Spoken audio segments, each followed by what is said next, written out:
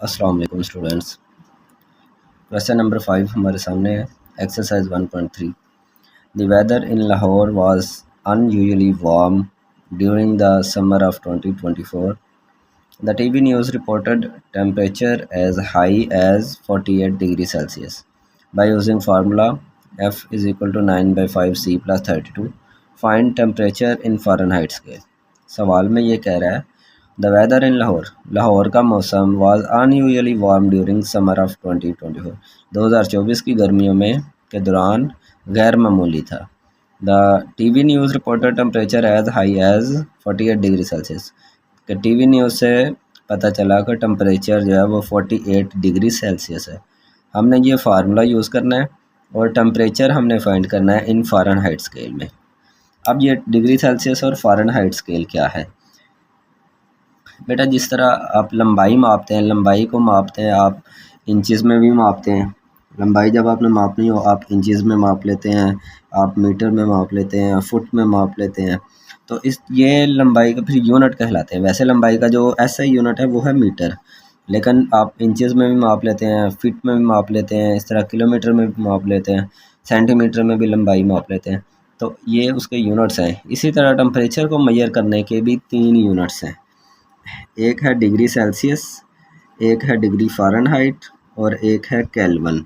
ये 3 यूनिट्स हैं टेम्परेचर को मेजर करने के लिए, लेकिन जो ऐसा यूनिट है वो है केल्विन। अब ये डिग्री सेल्सियस, डिग्री फ़ारेनहाइट और केल्विन, ये 3 यूनिट्स हैं टेम्परेचर मेजर करने के। यहाँ पर ये सवाल में उसने 48 डिग्री सेल्सियस में उसने टेम्परेचर दिया है और फार्मूला भी उसने साथ दे दिया है कि ये फार्मूला इस्तेमाल करें और इसमें फ़ारेनहाइट में आपने वैल्यू इसकी फाइंड करके बतानी है। अब चलते हैं ये क्वेश्चन की तरफ। भी हमें गिवन क्या है कि टेम्परेचर इन सेल्सियस, इधर हम लिख लेते हैं टेम्परेचर इन डिग्री सेल्सियस, वो कितना है 48 डिग्री सेल्सियस। और फार्मूला हमारे पास है जी 9/5 C प्लस 32। तो अब इसमें हमने C की जो वैल्यू है वो हम कर देनी है। 9/5 C की जगह पे आ जाएगा 48 प्लस 32। अब आप देखें 9/5, अब यहाँ पे 48 को हम 9 से मल्टीप्लाई करते हैं। 48 मल्टीप्लाई 9, 9 8 बार 72 का 2, 7 ऊपर चला जाएगा। अब 9 4 बार 36, 36 और 7 43, नीचे इसके क्रॉस आएगा। फिर सॉरी यही आंसर 432, ये आ जाएगा 432 डिवाइडेड बाई 5 प्लस 32। अब हम 432 को 5 से डिवाइड करते हैं। अब हम 432 को 5 से तकसीम करते हैं। 5 8 बार 40, 3 बाकी, 2 नीचे आ जाएगा। 5 6 बार 30, फिर 2 नीचे, पॉइंट लगा के 0 बढ़ा दें। 5 4 बार 20, तो ये आ जाएगा 86.4 प्लस 32। इसको जमा करें तो ये क्या बन जाएगा 2 और 6 8, 8 3 11.4 वैसे ही। तो ये फ़ारेनहाइट में आ गया जी 118.4 डिग्री फ़ारेनहाइट टेम्परेचर। ये हमारे इस सवाल का सॉल्यूशन है। अब चलते हैं हम क्वेश्चन नंबर 6 की तरफ। तो ये क्वेश्चन नंबर 6 है हमारे सामने। The sum of ages of the father and son is 72 years. कि फादर और सन की एजेस का सम जो है वो कितना है 72 ईयर्स है। 6 ईयर्स अगो, 6 साल पहले, father's age was 2 times the age of the son. Father की एज 6 साल पहले सन की एज से डबल थी। What was son's age 6 years ago. तो 6 साल पहले सन की एज क्या थी ये हमने फाइंड करना है। पहले हम दोनों की एजेस को हम फ़र्ज़ कर लेते हैं। Let father's age is equal to x और सन्स एज ये हम y फ़र्ज़ कर लेते हैं। अब ये दोनों हमने एजेस फ़र्ज़ कर ली। अब अकॉर्डिंग टू गिवन कंडीशन अब अकॉर्डिंग टू गिवन कंडीशन क्या है कि दोनों की एजेस का जो सम है, sum of ages of father and son is 72 years. कि x प्लस वाई जो है ये है 72। ये हमारे पास फर्स्ट इक्वेशन बन गई। अब आगे उसने कहा 6 ईयर्स अगो, दूसरी कंडीशन। अब यहाँ पर हम लिख लेते हैं 6 ईयर्स अगो। अब 6 ईयर्स अगो फादर्स एज कितनी होगी पहले हम ये देख लेते हैं कि अभी अगर उसकी एज है एक्स, तो 6 साल पहले 6 ईयर्स अगो मीन के 6 साल उससे कम होगी ना, मीन के एक्स में से हम 6 को माइनस करेंगे। इसी तरह सन्स की एज, जो सन की एज होगी वो जो मौजूदा है उससे 6 साल कम होगी। अब हम कंडीशन लगाते हैं अकॉर्डिंग टू गिवन कंडीशन। अब सवाल के अंदर जो कंडीशन है वो हम लगाते हैं। सवाल के अंदर कंडीशन क्या है कि 6 साल पहले father's age was 2 times age of son. Father की एज क्या है, ये 2 टाइम्स थी किसकी, सन्स की एज का, यानी सन की एज का 2 टाइम्स थी फादर की एज। फादर की एज इक्वल थी सन की एज का 2 टाइम्स। अब इसको 2 से मल्टीप्लाई कर दें, 2y minus 12 is equal to x minus 6।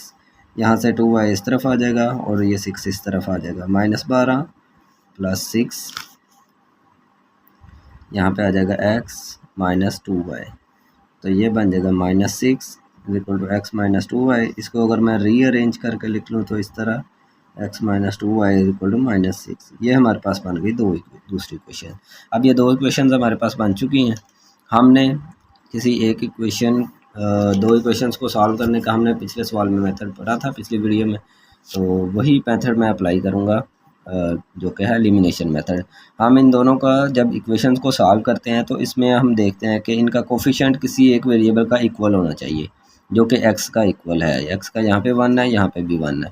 हम इन दोनों इक्वेशंस को यहाँ पे लिखते हैं, x plus y is equal to 72 और x minus 2y is equal to minus 6।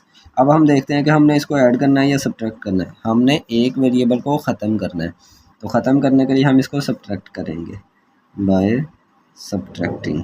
यहाँ पर लिख, अगर दोनों वेरिएबल्स का साइन सेम हो तो हम सब्ट्रैक्ट करते हैं, अगर डिफरेंट हो तो फिर हम ऐड करते हैं। तो यहाँ पर सेम था, ये प्लस माइनस हो जाएगा, क्योंकि सब्ट्रैक्ट जब करते हैं, माइनस जब करते हैं तो अलामत चेंज करते हैं। यहाँ पे x से कट गया, ये इसको जब जमा करोगे तो ये आ जाएगा माइनस वाई, और सॉरी ये भी अलामत चेंज हो गई, ये प्लस और ये भी प्लस, तो 1 और 2 ये हो जाएगा 3y, और 72 और 6 ये हो जाएगा 78, y इज इक्वल टू 78। ये 3 इधर आगे डिवाइड करेगा। अब 78 को 3 से डिवाइड करें तो ये आ जाएगा 3 2 ज़ार 6, 1 कैरी 18 बनेगा, 3 6 ज़ार 18। ये आ गई y is equal to 26। Son's की एज जो मौजूदा है, सन की एज जो मौजूदा है वो आ गई y। हमने क्या फाइंड करना है, what was son's age 6 years ago. 6 years ago उसकी एज कितनी थी, y माइनस 6। हमने ये y माइनस 6 फाइंड करना है, तो यहाँ पर लिखते हैं son's age 6 years ago, 6 years ago, तो ये कितना थी y माइनस 6, तो हम y की जगह पे 26 लिखते हैं, माइनस 6, तो ये आ जाएगा 20 ईयर्स। तो 20 ईयर्स जो है वो एज थी सन की 6 ईयर्स अगो। उम्मीद करता हूँ क्वेश्चन की समझ आ गई होगी, आप इन क्वेश्चंस की प्रैक्टिस करें। ये जी हमारे पास 7वां क्वेश्चन है। Mirha bought a toy for 1500 rupees and sold for 1520 rupees. What was her profit percentage? अब इस सवाल में वो कह रहा है कि मिरहा ने एक टॉय ख़रीदा है 1500 रुपये में और उसको सोल्ड किया, बेचा है 1520 रुपये में। आपने उसका प्रॉफिट परसेंटेज बताना है। अब इसमें देखते हैं कि हमारे पास डाटा गिवन क्या है। वो है जी, सबसे पहले है कॉस्ट प्राइस। कॉस्ट प्राइस कहते हैं उस प्राइस को जिस पे कोई चीज़ खरीदी गई हो।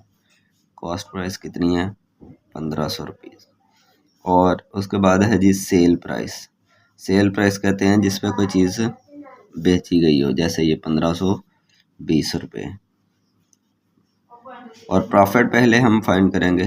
प्रॉफिट का हम फार्मूला लिखते हैं, प्रॉफिट इज इक्वल, प्रॉफिट कैसे मालूम करते हैं कि जितने रुपए में आपने कोई चीज़ बेची है उसमें से आपने जितने में ख़रीदी थी वो माइनस कर दें तो आपके पास प्रॉफिट निकल आता है। जैसे आप 10 रुपये में चीज़ खरीदें, 15 में बेच दें, तो आप कैसे प्रॉफिट फाइंड करेंगे, 15 में से आप 10 को माइनस कर देंगे। तो इसी तरह से sale price minus cost price. Sale price जो कि 1520 माइनस कॉस्ट प्राइस 1500, तो ये आ जाएगा 20 रुपये इसका प्रॉफिट है। प्रॉफिट तो हमने फाइंड कर लिया 20 रुपये, लेकिन हम क्वेश्चन में हमसे क्या पूछा जा रहा है, प्रॉफिट परसेंटेज। अब आपने प्रॉफिट परसेंटेज फाइंड करनी है। इसका फार्मूला लिखते हैं जी। प्रॉफिट परसेंटेज का फार्मूला आपको ज़बानी याद रखना होगा, वो है जी profit over cost price multiply 100।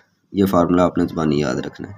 अब इसमें प्रॉफिट कितना आया, प्रॉफिट 20 है, कॉस्ट प्राइस हमारे पास ये 1500 है, मल्टीप्लाई 100। तो यहाँ पे ये 2 सिफर से कट गए।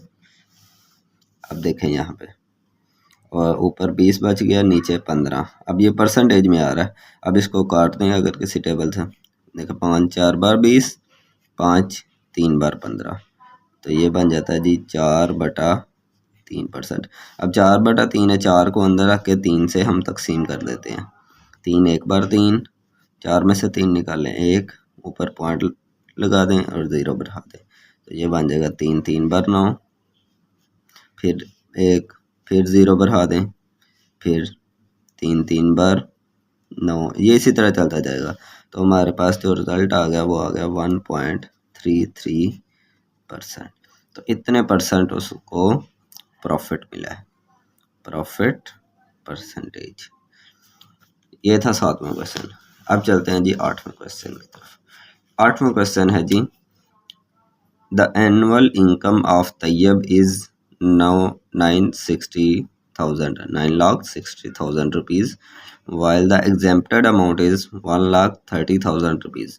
How much tax would he have to pay at the rate of 0.75%? सवाल ये कह रहा है कि तैयब की सालाना इनकम जो है वो इतनी है, annual income 9,60,000। Exempted amount is, यानी इतने रुपीज़ की उसको छूट है, रायत है, मुस्तस्ना है। How much tax would he have to pay, उसको कितना टैक्स अदा करना पड़ेगा एट द रेट ऑफ, इस रेट के मुताबिक उसको कितना टैक्स देना होगा। तो पहले उसके लिखते हैं एनुअल इनकम कितनी है। एनुअल इनकम कितनी है जी, 9,60,000 रुपीज़। उसके बाद है जी एग्जेम्प्टेड अमाउंट, पहले हम वो माइनस कर लेंगे कि जो छूट वाली रकम है वो माइनस कर लेते हैं, फिर जो बाकी रकम होगी उस पर हम टैक्स निकाल लेंगे। एग्जेम्प्टेड अमाउंट है जी 1,30,000 रुपीज़। अब इसमें से जो रिमेनिंग अमाउंट है वो हम निकाल लेते हैं। रिमेनिंग अमाउंट कैसे निकालेंगे, एनुअल इनकम में से हम एग्जेम्प्टेड अमाउंट को माइनस कर देंगे। यहाँ पे आप लिख भी सकते हैं, फार्मूला भी लिख सकते हैं, अदरवाइज आप ना भी लिखें, डायरेक्ट माइनस कर दें, तब भी आपका क्वेश्चन सही होगा। एग्जेम्प्टेड अमाउंट, एनुअल इनकम है जी 9,60,000 माइनस एग्जेम्प्टेड है जी 1,30,000। अब इसमें से माइनस करेंगे तो ये आ जाएगा जी 8,30,000। अब ये आ गई रिमेनिंग अमाउंट। अब हमने रेट कितना दिया गया है, रेट है जी 0.75%। अमाउंट ऑफ टैक्स हमने फाइंड करना है, तो हम ये जो जिस रकम पर हमने टैक्स फाइंड करना है उसको हम उसके रेट से मल्टीप्लाई कर देंगे, अमाउंट ऑफ टैक्स। तो ये मल्टीप्लाई हो जाएगा 8,30,000 मल्टीप्लाई 0.75%। अब यहाँ पे ज़रा थोड़ा सा ध्यान कीजिएगा, यहाँ पे मैंने 75 लिखा है। पहले तो इसका पॉइंट ख़त्म करते हैं, ये जो पॉइंट है, पॉइंट जब ख़त्म करते हैं तो पॉइंट के नीचे हम 1 लगाते हैं और उसके आगे जितने डिजिट होते हैं उतने हम 0 लगा देते हैं। ये हो गया मल्टीप्लाई। अब ये जो परसेंट है, परसेंट को ख़त्म करते हैं तो तब भी क्या करते हैं, तब भी डिनोमिनेटर में 100 लगाते हैं। तो ये परसेंट को ख़त्म करके मैंने 100 लगाया। ये 100 जो है ये इशारे को ख़त्म करके आया, पॉइंट को ख़त्म करके आया कि पॉइंट के नीचे 1 आ गया, आगे 2 डिजिट थे, उनकी जगह पे 2 सिफर आ गए। और ये जो अगला 100 है ये आया परसेंट को ख़त्म करके, फीसद को जब ख़त्म करते हैं तो बटे में 100 लगाते हैं। अब ये 4 सिफर जो हैं ये मैं इन 4 सिफरों से काट देता हूँ, बाकी रह गया जी, ऊपर रह गया 83 मल्टीप्लाई 75। अब इसको मल्टीप्लाई कर लेते हैं हम, 83 मल्टीप्लाई 75, 5 3 आर 15, 1 कैरी, 5 8 आर 40 और 1 41। अब 7 से करेंगे। 7 3 आर 21 का 1 2 कैरी, 7 8 आर 56 और 2 58। ये बन जाएगा 5 2 4 और 8 12, 12 का 2 आ जाएगा, 1 ऊपर आ जाएगा 6। तो ये जो हमारे पास आ जाएगा 6,225 रुपीज़। तो ये हमारे पास इस सवाल का आंसर आ जाएगा। अब चलते हैं हम क्वेश्चन नंबर 9 की तरफ। ये है जी question number 9। Find compound markup on 3,75,000 rupees for 1 year at the rate of 14% compounded annually. वो कह रहा है कि आपने कंपाउंड मार्कअप यानी प्रॉफिट आपने फाइंड करना है। इतने रुपीज़ उसकी अमाउंट है, असल जो है टाइम है 1 साल का, 1 ईयर का, एट द रेट ऑफ 14%, यानी 1 साल उसके पास असल रकम इतनी है, 1 साल में उसको इतना प्रॉफिट मिलता है, तो इस पर कितना वो प्रॉफिट कंपाउंड मार्कअप जो है वो हासिल कर पाएगा। तो सॉल्यूशन इसका स्टार्ट करते हैं। पहले हम देखते हैं कि इसमें गिवन क्या है हमारे पास। प्रिंसिपल अमाउंट यानी असल रकम जो है वो कितनी है, वो है जी 3,75,000 रुपीज़। उसके बाद हम देखते हैं कि इसमें टाइम कितना दिया गया है। टाइम है जी 1 ईयर का। टाइम इसमें आपने साल के हिसाब से लिखना होता है, 1 ईयर का। उसके बाद ये रेट कितना दिया गया जी, रेट है जी 14%। और हमने फाइंड क्या करना है, अमाउंट ऑफ प्रॉफिट आपने फाइंड करना है, यानी कंपाउंड मार्कअप वही प्रॉफिट जो है उसी को हमने फाइंड करना। हम इसका फार्मूला लिख लेते हैं। तो यहाँ पे फार्मूला हम इसका लिखते हैं जी, कंपाउंड मार्कअप है, आप कंपाउंड मार्कअप भी लिख सकते हैं। Compound markup is equal to time multiply principal amount over 100 multiply rate. ये फार्मूला इसका होगा। अब टाइम कितना है, 1 साल का। प्रिंसिपल अमाउंट है जी 3,75,000 ओवर में 100 आ जाएगा मल्टीप्लाई, और रेट कितना है जी 14%। अब यहाँ पे ये दो सिफर से कट गए, तो इसको 1 से मल्टीप्लाई करोगे बाकी रकम को वैसे ही आएगा। 3750 मल्टीप्लाई 14, इसको हम 14 से मल्टीप्लाई कर देते हैं। यहाँ पे मैं कर देता हूँ 3750 मल्टीप्लाई 14। 4 0 बार 0, 4 5 बार 20, 20 का 0 आएगा 2 ऊपर, 4 7 बार 28, 28 और 2 30, 30 का 0 3 ऊपर, 4 3 बार 12 और 3 15, क्रॉस 1 0 1 5 1 7 1 3। इसको ऐड अप करें 0 0 5 5 और 7 12, 12 का 2 आएगा 1 ऊपर, 1 और 1 2 2 और 3 5। तो ये आ गया जी 52,500 रुपीज़।